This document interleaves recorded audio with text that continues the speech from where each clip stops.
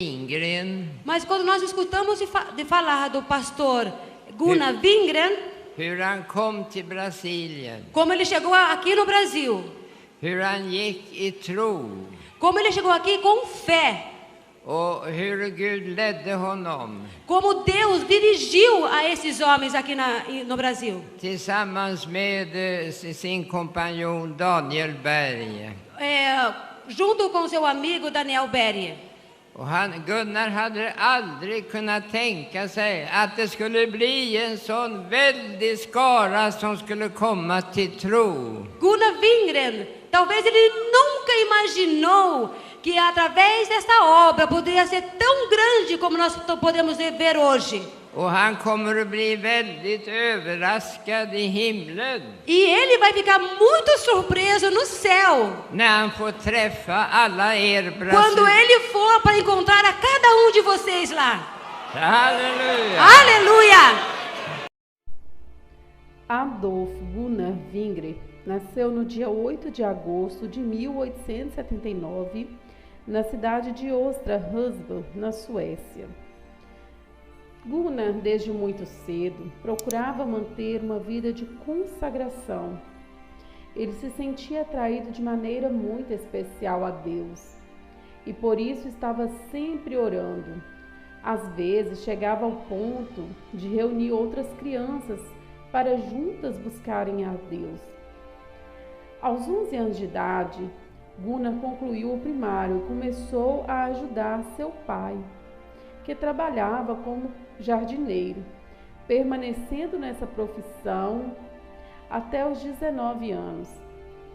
Apesar de ter tido uma vida consagrada a Deus, aos 12 anos de idade, ele se desviou do Evangelho e conta ter caído profundamente em uma vida de pecado, assim permanecendo até os 17 anos de idade, quando Gunnar sentiu profundamente o desejo em seu coração de voltar para o Senhor, fazendo isso em um culto de vigília de Ano Novo, no qual ele fora com seu pai.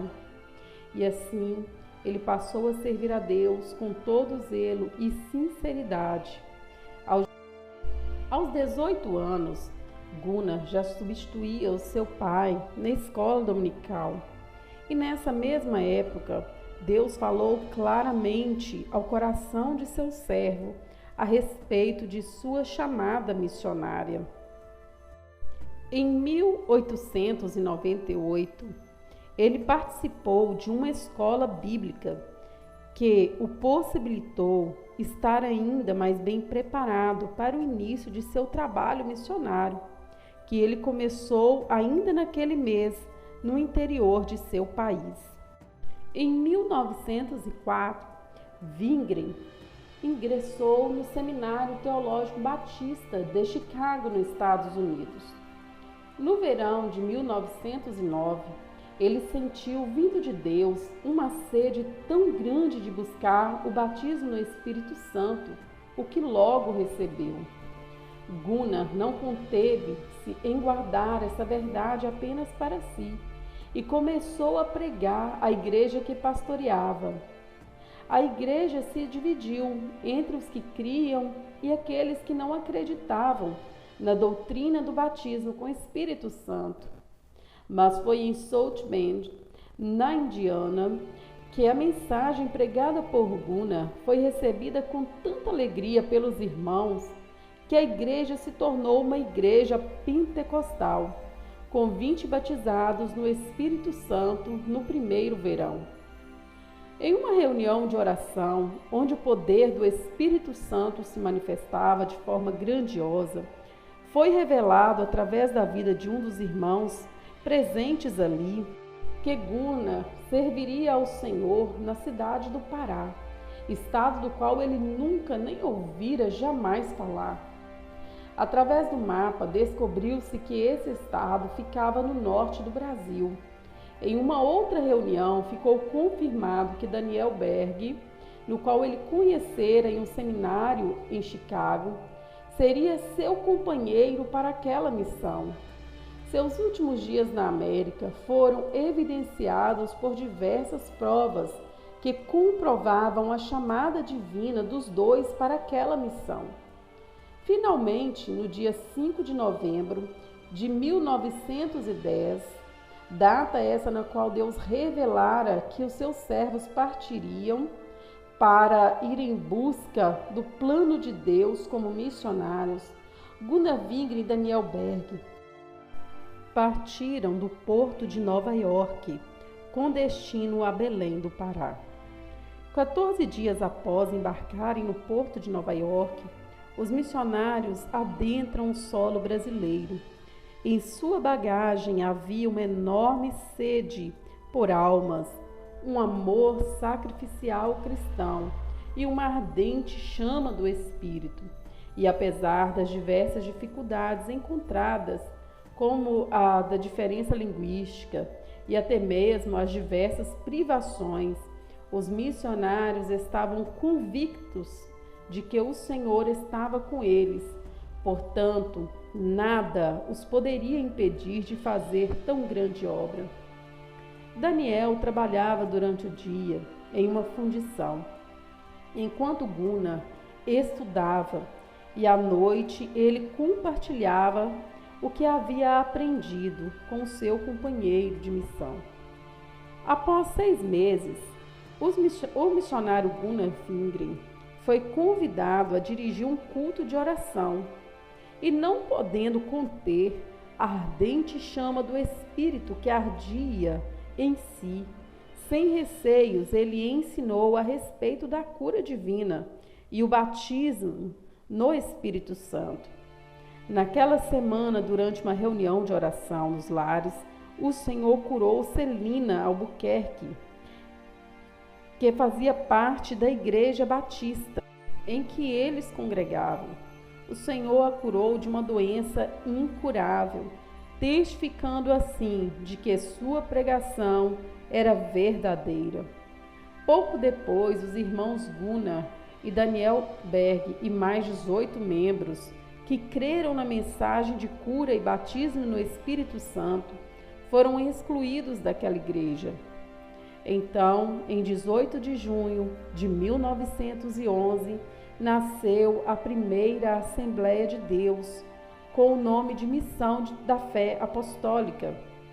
Eles sofriam muitas perseguições, mas onde quer que fossem, pregando o Evangelho, sinais os seguiam, com curas, batismo no Espírito Santo, libertação, manifestações de sinais e maravilhas. E assim o Senhor ia lhes acrescentando os que criam. Nos primeiros 4 anos de árduo trabalho, 384 pessoas desceram as águas batismais e quase 280 foram batizadas no Espírito Santo na igreja de Belém do Pará. Após 5 anos trabalhando incansavelmente no Brasil, Wingren viajou à Suécia, onde por 3 meses pôde compartilhar com os irmãos suecos das maravilhas que o Senhor operava no Brasil. Pouco antes de seu regresso para o Brasil, Gunnar, por providência divina, se encontrou com a enfermeira Frida Strandberg, que também tinha uma chamada missionária para a nação brasileira, e a qual viria a ser sua esposa, principal ajudadora e mãe de seus 6 filhos. Em seus últimos anos no Brasil, Gunnar vinha sofrendo com sérios problemas de saúde, vindo a piorar muito. No dia 15 de agosto de 1932, o missionário Gunnar e sua família se despediram do Brasil, de volta à Suécia. Já na Suécia, enquanto enfermo, participava dos cultos da Igreja Filadélfia, em Estocolmo, onde celebrou sua última vigília de Ano Novo, em junho de 1933. Gunnar foi com sua família para uma colônia de descanso em Taulang. Desde 1930, Gunnar sofria de um câncer no estômago. Ouça o relato de Frida Wingren, sua esposa. No dia 27, entre 5 e 6 da manhã, ele recebeu a chamada para o céu. Então, com os braços levantados, exclamou: Jesus, como tu és maravilhoso! Aleluia, aleluia! Enquanto estava sob esse poder, leu os 4 primeiros versículos do Salmo 84. Quão amáveis são os teus tabernáculos, Senhor dos exércitos!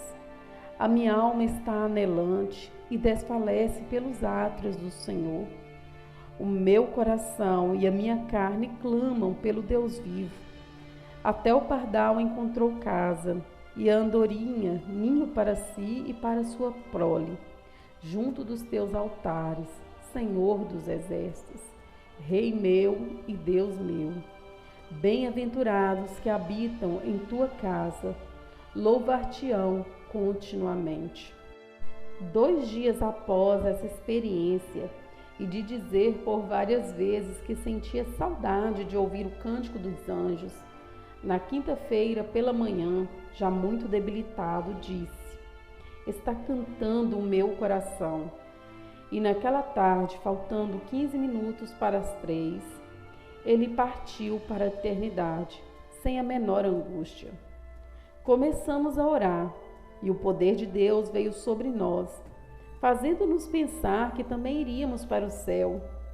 Em menos de 5 minutos, tudo já havia passado, e ele encontrara-se triunfante, através da morte, nas moradas eternas, enquanto eu e as crianças e alguns irmãos cantávamos com as mãos levantadas: encontra-me ali, naquele país onde está Jesus.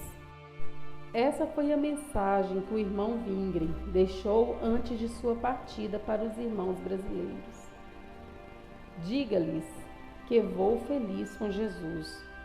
E como um pai em Cristo, exorto a todos a receberem a graça de Deus, que quer operar mais santidade e humildade, para que possamos receber os dons do Espírito Santo. Somente dessa maneira a Igreja de Deus poderá estar preparada para a vinda de Jesus. Adolf Gunnar Wingren.